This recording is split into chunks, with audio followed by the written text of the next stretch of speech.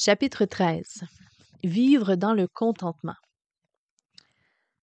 Après avoir passé 2 semaines à prendre des photos dans une des régions les plus fabuleuses et majestueuses du monde, je me levai un matin sur un terrain de camping dans les hauteurs des Rocheuses canadiennes. J'étais en compagnie de plusieurs hommes de mon Église et nous avions joui d'une riche communion fraternelle ainsi que d'une merveilleuse aventure dans l'arrière-pays. J'étais déçu que notre périple touchât à sa fin, mais j'avais hâte de reprendre ma routine de prédicateur à Atlanta. Pratiquement toute la journée, nous nous étions affairés à démonter le camp et à nous rendre à la ville où nous passerions notre dernière nuit avant le départ. Une des premières paroles que l'employé nous adressa lorsque nous sommes entrés à l'hôtel fut « Il y a un problème à la maison ». Nous nous sommes tous de suite regardés les uns les autres, animés d'une seule et même pensée, nos familles. Ayant vraisemblablement lu notre pensée, le commis ajouta « Cela n'a rien à voir avec vos familles, votre pays est attaqué ». Nous nous sommes dirigés en hâte vers une chambre pour regarder la télévision. Un gratte-ciel en flammes apparut et quelques secondes plus tard, un homme sautait à partir d'une des étages supérieurs. En état de choc, je fixais le téléviseur, à l'écoute des divers reporters qui récapitulaient les événements du 11 septembre 2001. Il fallut quelques heures pour que je saisisse toute l'histoire. 2 avions avaient foncé sur les tours jumelles du World Trade Center, puis ces derniers s'étaient effondrés. Alors qu'on craignait que pour des milliers de personnes y aient trouvé la mort, des milliers d'autres s'étaient échappés du tourbillon de poussière et de débris avec des blessures mineures ou majeures. Un troisième appareil s'est écrasé et avait pris feu sur le Pentagone et avait fait et il avait fait un nombre inconnu de victimes. Un quatrième avion qui se dirigeait vraisemblablement vers le Capitole ou la Maison-Blanche s'est écrasé dans un champ en Pennsylvanie. Par mesure de précaution, le vice-président ainsi que des hauts fonctionnaires clés avaient été conduits en lieu sûr. Le président venait tout juste de rentrer à la Maison-Blanche après plusieurs vols qu'il avait emmenés à divers endroits sécuritaires aux États-Unis. Notre pays était attaqué par des terroristes. Environ une semaine plus tard, je me trouvais à Ground Zero. Comme beaucoup de gens qui se tenaient là debout, j'arrivais à peine à comprendre l'ampleur de la dévastation devant mes yeux. C'est une chose que d'assister à une tragédie grande devant un écran. C'en est une autre que d'écouter des dizaines d'histoires de métal tordu et de béton devant des montagnes de débris qui fument encore. Une vague d'émotions envahit mon âme, de la tristesse et du chagrin, de la colère, du désespoir, de l'impuissance, un vide, de la solitude, de l'incertitude. Je ressentais plutôt une pression générale innombrable. Peut-être de la douleur, peut-être un désarroi, ou peut-être, savais-je, que la vie dans notre pays venait de changer sans que nous ayons réalisé encore comment. Pendant que j'écoutais les pompiers, les volontaires, les survivants et les membres des familles des victimes raconter leur histoire, j'entendis l'expression d'autres émotions. La confusion, la peur et un souci de sécurité, le regret de ne pas avoir dit au revoir une dernière fois, de ne pas avoir demandé pardon, de ne plus avoir l'occasion de dire je t'aime, du respect et de la fierté envers le travail des braves secouristes, du découragement face à l'énorme tâche à accomplir, le doute de revivre des moments de joie. Durant les jours qui suivirent, comme beaucoup de gens, j'eus du mal à me concentrer sur certaines tâches. Il me semblait disposer de très peu d'énergie et de créativité. Je désirais vivement fuir la réalité, faire comme si rien ne s'était produit et trouver la vie que nous menions quelques semaines auparavant. Plus simple, plus sûre, moins vulnérable. Je soupirais après le contentement. Je voulais de nouveau être rempli de paix, et je me rendais compte que nous allions, comme nation, devoir réapprendre comment être satisfait et éprouver du contentement. Bon nombre de gens ne reconnaissent pas que vivre le contentement s'apprend progressivement. Faire des pas en vue de retrouver la paix après une tragédie fait partie de ce processus d'apprentissage. Un exemple d'apprentissage du contentement. J'ai décrit précédemment la vie de l'apôtre Paul à la fin de son ministère. Même s'il était emprisonné et enchaîné, il était capable d'écrire aux croyants de l'Église de Philippe. Il choisit de parler aux Philippiens de l'importance d'être rempli de joie et non d'anxiété, et de prier en tout temps, même dans les temps difficiles, avec la foi en la puissante présence de Dieu qui les protégerait. Il leur écrivit qu'ils devaient avoir le cœur et l'esprit remplis de la paix de Dieu. Quelle lettre à ses frères dans la foi! L'Épître ne donne aucun signe qui nous laisserait soupçonner que l'esprit de Paul est troublé par les circonstances. Elle ne contient aucune trace de colère à laquelle on pourrait s'attendre, puisque Paul était injustement emprisonné.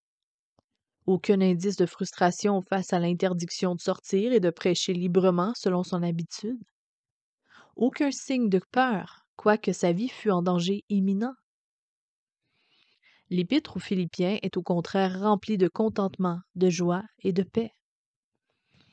Dans cette seule lettre, Paul utilise 16 fois l'expression « la joie du Seigneur ». Et comme si toutes ces paroles n'étaient pas suffisantes, il renchérit sur la joie au milieu des souffrances. Nous y lisons en Philippiens 4, versets 11 à 13. « J'ai appris à être content de l'état où je me trouve. Je sais vivre dans l'humiliation et je sais vivre dans l'abondance. En tout et partout, j'ai appris à être rassasié et à avoir faim, à être dans l'abondance et à être dans la disette. Je puis tout par celui qui me fortifie. » L'apôtre Paul a dû apprendre le contentement. En l'admettant aux Philippiens, il leur avoua qu'il n'avait pas toujours été satisfait. Il dut suivre un processus d'apprentissage pour arriver à un point où il put dire « J'ai appris à être content de l'état où je me trouve. » Philippiens 4, 11. Au cours de sa vie, Paul mena des luttes en lui-même et en dehors. De telles luttes auraient pu supprimer ou balayer chez quelqu'un d'autre la plus grande paix qu'on puisse éprouver. Une lutte extérieure. Dans une lettre destinée aux Corinthiens, Paul décrit les grandes difficultés qu'il a éprouvées lors de ses voyages missionnaires, dans 2 Corinthiens 11, versets 23 à 29. On peut y lire que 5 fois il a reçu des Juifs 40 coups moins un. On peut y lire 3 fois il a été battu de verges. On peut lire qu'il a été lapidé une fois, ainsi que 3 fois il a fait naufrage, ayant passé en une occasion un jour et une nuit dans l'abîme, ainsi qu'il a fréquemment été en péril à cause de brigands, en péril à cause de ceux de sa nation, et en péril à cause de les gentils. Ensuite, il a été souvent en danger durant ses voyages, dont sur les mers déchaînées qui menaçaient de faire couler le bateau qui le transportait. Et encore, il a été plus d'une fois été emprisonné. Et ensuite, souvent, il s'est vu en danger de mort. Et ensuite, il a connu l'insomnie, la faim, la soif, le froid et la nudité à maintes reprises. Et ensuite, il a été critiqué, faussement accusé, mal cité, incompris et rejeté. Une lutte intérieure. Paul a décrit aux Romains les luttes qui menaient dans son âme. Il leur avoua qu'il ne faisait pas les choses qu'il voulait et qu'il faisait celles qu'il ne voulait pas. Il a toutefois trouvé en Christ une solution. Lui céder sa vie entière, puis se laisser guider par le puissant ministère du Saint-Esprit. Au fur et à mesure que nous devenons conscients de la vie de Christ en nous par le Saint-Esprit, notre désir de lui obéir croît toujours davantage et de plus en plus. De même que celui d'accourir vers lui pour être pardonné dès que nous constatons notre désobéissance. Plus nous obéissons au Seigneur et plus nous avons confiance en lui. Et plus nous lui faisons confiance et plus nous ressentons sa paix. Paul a appris le contentement à toutes circonstances, en toutes circonstances, bonnes ou mauvaises, au milieu des luttes intérieures ou extérieures, en apprenant à faire confiance à Dieu. C'est par la confiance en Dieu que nous apprenons le contentement. Une des plus grandes leçons de l'apprentissage du contentement est la suivante. Vous avez la capacité de résoudre toute situation et non simplement d'y réagir. Si vous mettez simplement votre confiance en Dieu, la puissance du Saint-Esprit qui habite en vous vous rendra capable de faire face aux problèmes avec foi et sagesse.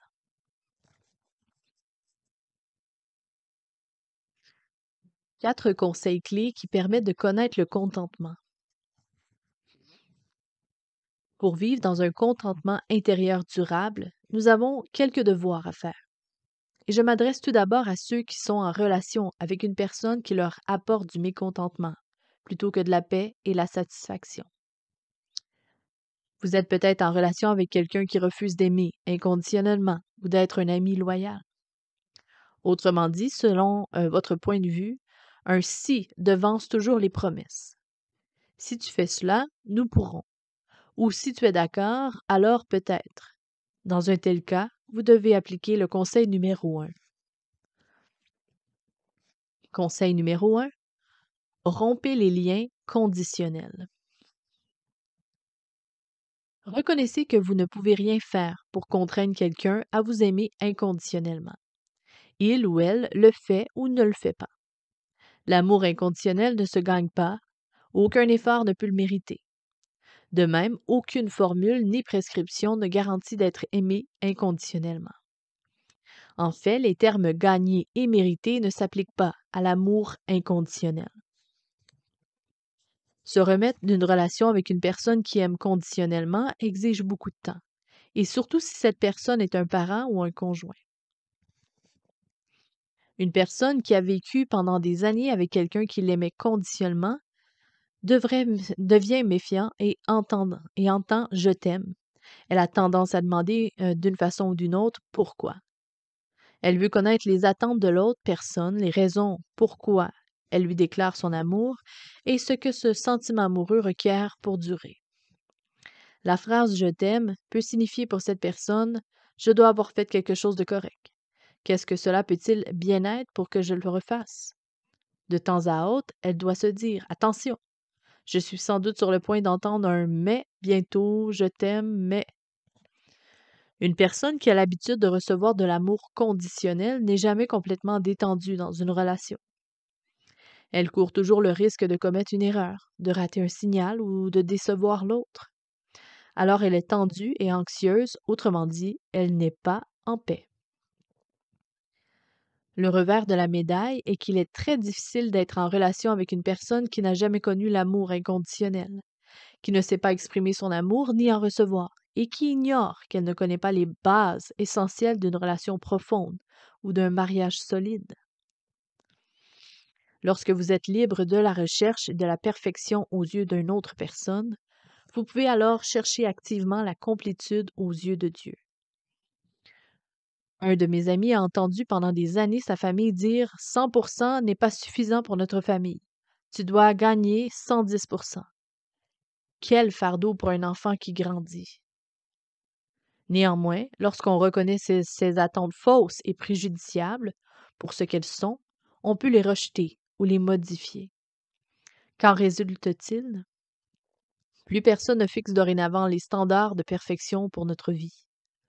Plutôt, une personne peut chercher à comprendre les voies de Dieu et sa vision des choses, et ce n'est rien qui soit ni lourd ni accablant, car les Écritures déclarent mon joug est doux et mon fardeau léger.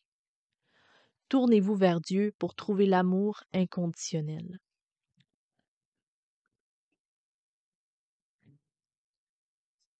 Nous devons tous ouvrir notre cœur à l'amour inconditionnel de Dieu.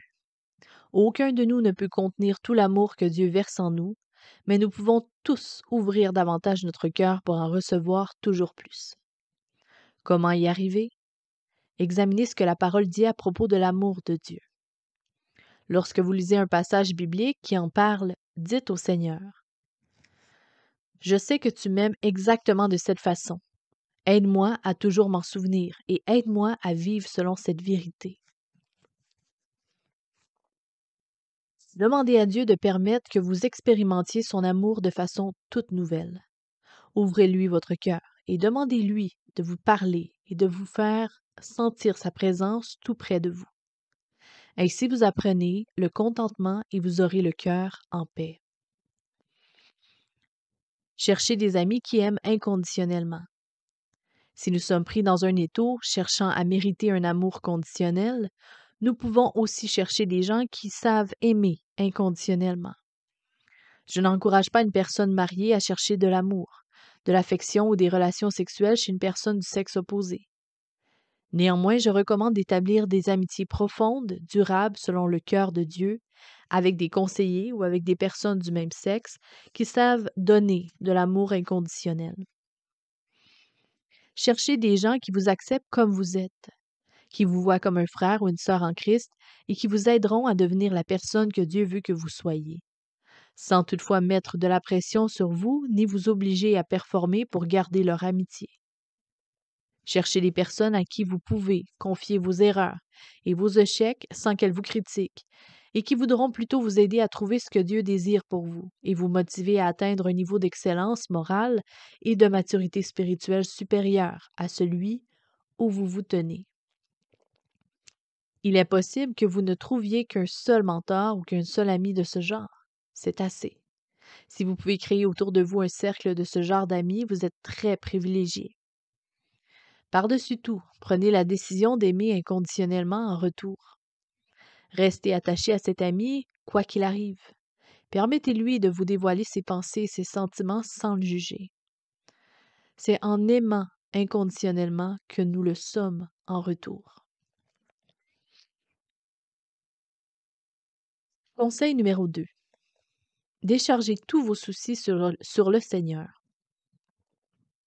En plus de recevoir l'amour inconditionnel de Dieu et des autres, vous devez décharger sans cesse tous vos soucis sur le Seigneur, afin de vivre continuellement dans le contentement. La Bible nous exhorte à décharger tous nos soucis sur Dieu, car il prend soin de nous. 1 Pierre 5, verset 7. Comment peut-on lui remettre nos soucis? Priez. Premièrement, reconnaissons notre anxiété et avouons-lui que nous avons besoin de paix. Confessez tout péché qui pourrait être lié à votre anxiété. Dites au Seigneur, j'ai besoin de ton aide, de ta présence, de ton réconfort et de ta provision. Lorsque l'anxiété nous assaille, levez les yeux vers le ciel et criez, Père! Jésus priait fréquemment le Père. Les évangiles révèlent qu'il se retirait souvent avant l'aube pour prier seul. Marc 1,35. En priant, nous détournons notre attention des problèmes pour la fixer sur celui qui peut nous donner une réponse, nous fournir une solution et nous indiquer le prochain pas à faire. La prière déplace l'attention qui était sur nous, sur notre douleur et notre confusion, vers le Père Tout-Puissant et aimant qui connaît et dirige toutes choses. Je trouve qu'il est très intéressant que nous soyons fortement incités à faire connaître nos requêtes à Dieu. En effet, les Écritures nous encouragent à venir avec assurance remettre nos requêtes spécifiques à notre Père céleste. Approchons-nous donc avec assurance du trône de la grâce afin d'obtenir miséricorde et de trouver grâce pour être secourus dans nos besoins. Hébreux 4, verset 16. La Bible nous enseigne aussi. Nous avons auprès de lui cette assurance que si nous demandons quelque chose selon sa volonté, il nous écoute. Et si nous savons qu'il nous écoute, quelque chose que nous demandions, nous savons que nous possédons la chose que nous lui avons demandée. 1 Jean 5, versets 14 et 15. La parole nous incite aussi à prier en offrant des actions de grâce qui détournent notre esprit de nos problèmes pour qu'il se concentre sur celui qui peut les régler. Si nous rendons grâce à voix haute, nos oreilles et notre esprit entendent ce que nous déclarons par la puissance de Dieu qui peut nous protéger, nous préserver et pourvoir à nos besoins. Notre foi prend donc vie. Et nous sommes liés en esprit à celui qui possède toutes les réponses, toutes les solutions, toutes les provisions et toutes les bénédictions. Notre attention se porte sur le Dieu qui sauve, délivre, guérit, rachète, restaure et multiplie. Les actions de grâce et les louanges procurent une profonde assurance qui produit une paix dans le cœur. Remercions le Dieu qui nous donne la paix, car il a toute la puissance pour résoudre tous nos problèmes. Il a toute la sagesse pour connaître ce qui est bon pour nous. Et il a toute la miséricorde pour pardonner, Tout l'amour nécessaire pour produire ce qui est le mieux pour nous, et le plus grand désir de vaincre l'ennemi qui s'acharne à nous voler, à nous détruire et à nous anéantir. Louons Dieu pour qui il est, le Sauveur, le Rédempteur, le Victorieux, le Guérisseur, le Libérateur, le Conseiller et bien d'autres attributs que mentionne l'ensemble des Écritures. La gratitude et la louange ont une importance majeure dans le processus qui mène au contentement intérieur. Rien ne peut les remplacer. Rendez grâce au Seigneur plusieurs fois par jour pour tout ce qu'il a accompli et pour tout ce qu'il fait pour vous en ce moment. Louez Dieu et rendez-lui grâce par la foi. Nos requêtes, nos actions de grâce et nos louanges doivent baigner dans la foi. En effet, nous devons croire que Dieu est puissant et qu'il règne sur toutes choses. De surcroît, nous devons vraiment croire qu'il désire notre bien éternel. Enfin, nous devons être certains qu'il est notre secours dans la détresse. Dès que nous n'avons qu'un aperçu limité de la nature de Dieu, de sa puissance et de son immense désir d'exercer sa toute-puissance, de manifester sa présence et de pourvoir à nos besoins, nous ne pouvons que sentir la foi et l'espoir jaillir en nous et produire une paix durable. Il y a de nombreuses années, j'accompagnais dans la salle d'attente d'un hôpital une femme qui fréquentait l'église où j'étais pasteur. Son mari y subissait une intervention chirurgicale importante. Elle me dit qu'elle faisait confiance à Dieu et me demanda de prier avec elle. Je suggérai qu'elle prie d'abord et moi ensuite. Elle commença donc, et plus elle priait, et plus elle s'affolait, et plus elle parlait fort. Sa prière fut vite remplie d'anxiété et de désespoir. Quand je m'agenouillais au pied de la chaise près d'elle, je pensais. Ce n'était pas une prière de foi, mais une prière remplie de peur. Toute l'attention de la femme portait sur son mari et sur l'opération. En aucun moment son attention ne s'est portée sur Dieu, le grand médecin, Dieu le guérisseur, Dieu le restaurateur ou Dieu qui prend souverainement soin de toutes choses. Je parlais à la dame pendant que nous étions à genoux en train de prier, et en fait j'interrompis sa prière en disant « Madame, nous devons nous concentrer sur ce que Dieu peut faire dans la salle d'opération. Nous devons porter toute notre attention sur ce qu'il est et sur ce qu'il est capable de faire. » Elle s'arrêta net. Je pense qu'elle fut d'abord très surprise que j'interrompe sa prière, mais je ne pouvais pas m'engager sur la route qu'elle avait prise. Je commençai à prier à mon tour, et elle se mit à pleurer, et je louai Dieu pour son grand amour envers la dame et son mari, pour son autorité absolue sur tout ce qui se passait dans cet hôpital, pour sa sagesse qui pouvait se manifester dans chacun des gestes du chirurgien, pour ses tendres soins envers cette femme et sa famille depuis des années. Quand je dis Amen, je vis dans les yeux de la dame la paix de Dieu qui avait remplacé la grande panique qui s'y lisait à peine quelques minutes auparavant.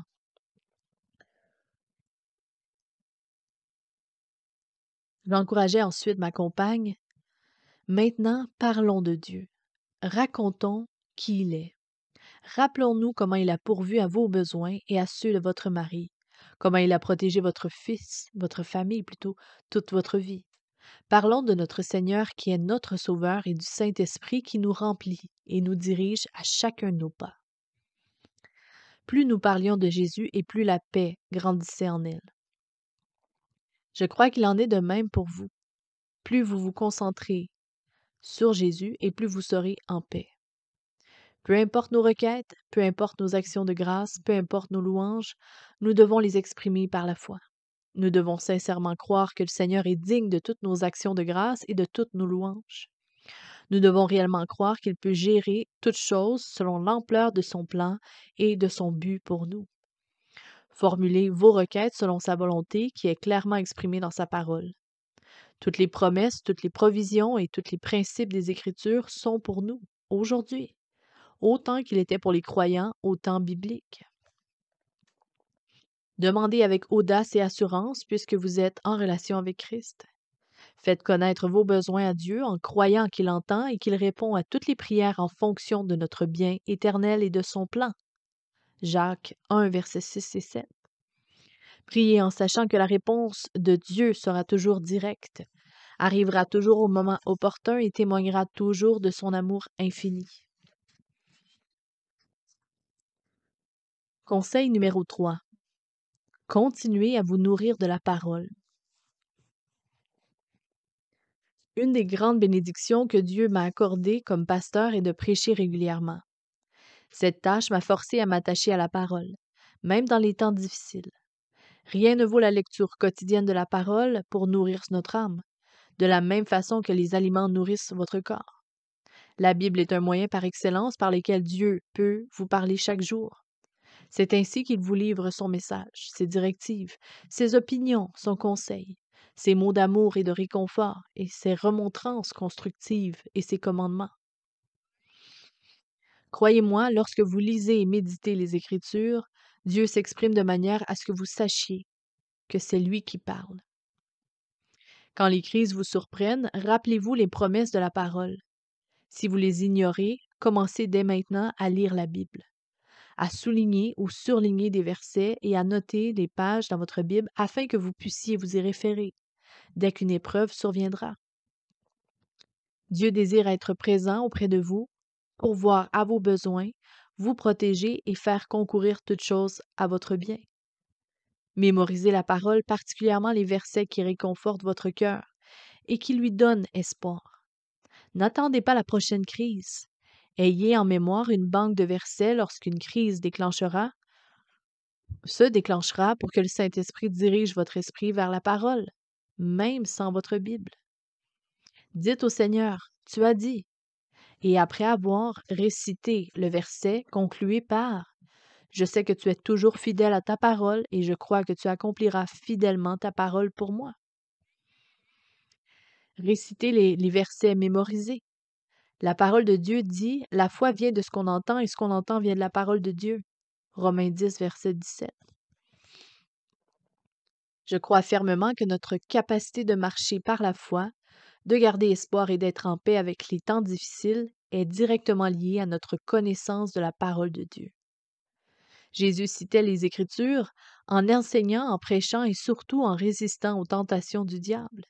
Il précédait souvent ses remarques de « Il est écrit » et il rappelait souvent à ses disciples la vérité des Écritures en leur demandant « N'avez-vous pas entendu ou n'avez-vous pas lu » Matthieu 4.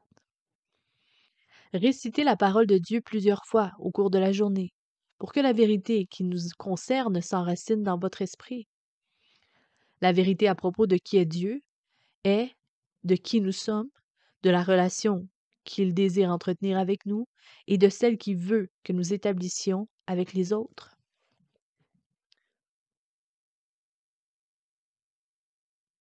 Numéro 4. Gérez vos pensées. Vous pouvez maîtriser vos pensées, vous et vous seul, avez la capacité et la responsabilité de choisir ce sur quoi portera votre pensée. Si cela exige que vous changiez de pièce afin de vous éloigner de l'effervescence produite par les autres et d'être en mesure de parler à Dieu à voix haute, faites-le. Si vous avez besoin de dire à la personne à l'autre bout du fil, je te rappelle dans quelques minutes, pour l'instant, j'ai besoin de prier à propos de cela, dites-le, puis raccrochez et prenez la direction de vos pensées pour être capable de parler avec foi lorsque vous rappelez votre interlocuteur. S'il vous faut éliminer les éléments perturbateurs autour de vous, le film d'horreur à la télé, la musique forte, les bruits qui vous déconcentrent, eh bien faites-le. Bien nombreux sont les gens qui réagissent à tout ce qui se passe autour d'eux. Normalement, les réactions proviennent en premier lieu des émotions, qui, elles, lors de crises majeures, génèrent des pensées qui s'entremêlent avec nos émotions, souvent négatives, comme la peur et le doute. Face à des circonstances très négatives, d'autres personnes sont paralysées par la confusion, la tension et l'agitation. Aucune de ces réactions ne correspond au désir que Dieu a à notre égard. Dieu nous appelle à prendre des décisions et non à simplement réagir à la vie. Bien sûr, nous pouvons réagir à une crise pendant quelques instants, mais nous devons aussitôt maîtriser nos pensées en nous disant « Ne panique pas, Dieu est souverain ». Si vous avez demandé de l'aide à Dieu dès le début de l'épreuve, que vous l'avez avoué et que vous lui avez rendu grâce par la foi, vous devez ordonner à votre esprit et à votre cœur, crois, aie confiance. Parfois, vous vous rendez compte que vous devez faire des efforts pour penser à la bonté de Dieu. Concentrez-vous sur son amour inconditionnel pour vous et les gens qui sont impliqués dans la crise que vous vivez, sur sa puissance et sa souveraineté, sur ses oreilles et ses yeux attentifs nuit et jour. Rappelez-vous que plus vous pensez à Dieu et moins vous songez à votre problème. Refusez de sombrer dans l'apitoiement ou dans la dépression. Choisissez plutôt de considérer les bras de Dieu qui, qui vous entourent et qui vous placent en un lieu sûr et paisible où sera la provision. Gardez les yeux fixés sur le Seigneur. Tout ce que j'ai mentionné jusqu'à présent vise une vérité centrale. Si vous voulez une vie de contentement, elle doit être totalement centrée sur le Seigneur Jésus-Christ. Durant de courtes périodes, une certaine situation ou un problème particulier m'empêchait de dormir. Je tournais dans mon lit pendant des heures. Et quand je n'arrivais pas à chasser la pensée d'une critique, d'une conversation ou d'un problème, j'ai découvert que la meilleure chose à faire était de m'agenouiller et de crier à Dieu. Aide-moi à traverser cette épreuve. Aide-moi à fixer mes yeux sur toi et sur toi seul. Le sommeil vint lorsque je me concentre sur le Seigneur, sur la façon dont il veut que je voie la situation et la manière dont il veut que j'y réponde.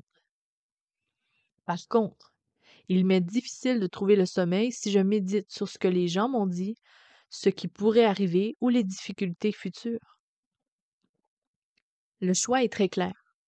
Pensez au Seigneur, à son abondante provision, à sa protection et à son amour, ou bien vous concentrer sur les gens et les circonstances qui tentent de dérober votre provision, de détruire votre vie ou de déverser leur haine sur vous.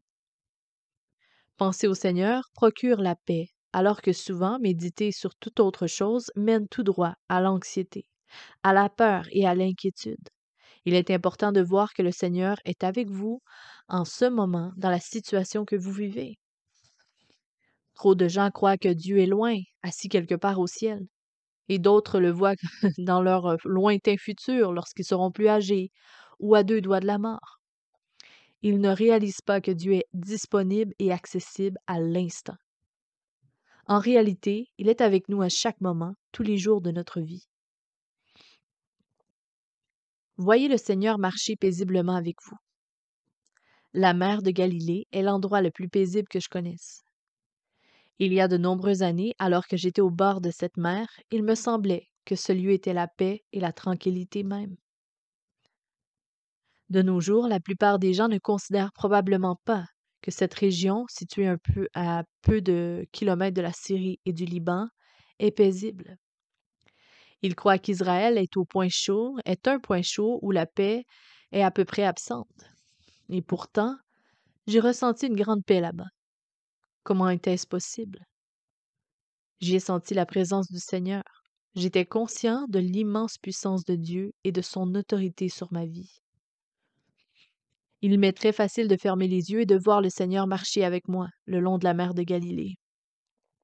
Je crois qu'il m'est facile et bénéfique d'imaginer que le Seigneur marche près de moi dans de nombreux sites naturels aux États-Unis et ailleurs dans le monde. J'aime me promener sur la plage au bord d'un océan, écouter le rythme des vagues et sentir le sable sous mes pieds. J'aime voyager dans un petit avion où je suis l'unique passager. Dès que l'appareil quitte le sol, j'oublie le son des moteurs, je relaxe dans une paix parfaite, loin des soucis, du travail, des responsabilités, de la pression et du téléphone. J'apprécie par-dessus tout les randonnées et l'équitation en montagne. La tranquillité et la solitude des hauteurs me fascinent. Pas de pollution, ni de bruit, ni rien fait de main d'homme, seulement un calme indicible. La nuit, les étoiles sont si près que vous pourriez presque les remuer avec une cuillère. Ces endroits ne peuvent procurer la paix. C'est la conscience de la présence de Dieu, là, qui me la donne. Quand je marche seul dans les montagnes, dans une prairie ou aux abords d'un lac entouré de sommets, je suis habité du fort sentiment. Seigneur, Tu es le seul à savoir où je suis. Mais tu le sais. Tu me connais. Tu sais où je suis et je te connais. Dans les moments difficiles, il m'est nécessaire de saisir à nouveau cette conscience de la présence de Dieu, d'en être submergé et de voir avec les yeux spirituels. Que votre vie soit centrée sur Christ. Une personne centrée sur elle-même réfléchit de la façon suivante. Mes besoins doivent être comblés, mes désirs assouvis, mes idées réalisées. Ce type de personne parle sans arrêt de sa carrière, de ses accomplissements, de ses récompenses, de sa voiture, de sa maison, de ses vêtements, de ses vacances, de son plaisir. Et ses amis sont je, me et moi. De plus, ces personnes sont souvent insensibles aux autres et manipulent les gens comme les situations. Elles croient que le monde devrait tourner autour d'elles. À l'opposé, une personne centrée sur Christ parle ainsi. Je veux ce que Christ veut et je désire ce qui lui plaît. Ce principe s'applique à vous et à votre relation avec Christ. Vous devrez mettre de côté vos ambitions personnelles, vos désirs, votre temps, vos ressources matérielles et financières et votre énergie pour établir une relation profonde avec le Seigneur. Si votre relation avec lui est véritable, vous désirerez vous ouvrir et lui donner tous les aspects de votre vie. Jésus a déclaré « Donnez, et il vous sera donné. On versera dans votre sein une bonne mesure, serrée, secouée et qui déborde, car on vous mesurera avec la mesure dont vous vous serez servi. » Luc 6, verset 38. On croit souvent que ce verset ne fait référence qu'à l'argent ou qu'aux biens matériels. Mais Jésus voulait dire beaucoup plus que cela. Il parlait du don de soi et de tout ce que vous êtes en mesure d'offrir, c'est-à-dire votre temps, vos talents, vos ressources, vos paroles d'encouragement, votre présence et vos prières. Les paroles de Jésus s'appliquent à tout ce que vous pourriez donner à Dieu ou aux autres en son nom. De quelle glorieuse promesse Jésus accompagne-t-il le don? Lorsque vous donnez, vous recevez en retour une bonne mesure, serrée, secouée et qui déborde. Vous recevrez en quantité surabondante. Votre générosité déterminera l'abondance de ce que vous recevrez. Montrez-moi une personne très généreuse envers ses amis, et je vous montrerai une personne riche en amitié. Montrez-moi une personne qui donne généreusement son temps, et je vous montrerai une personne qui n'est jamais seule dans les moments difficiles. Montrez-moi une personne qui ne peut jamais donner assez d'elle-même pour le ministère spécifique auquel Dieu l'a appelée, et je vous montrerai une personne animée d'un sens aigu de ce qu'est l'accomplissement et de ce que signifie se fixer des buts. La personne qui ne donne pas ne reçoit pas non plus. Elle ne connaît pas la paix. Mon ami, Jésus est la source du contentement. Si par la foi, vous entrez dans une relation personnelle avec Jésus, vous connaîtrez la paix. Amen. Soyez bénis. Au prochain livre. Bye bye.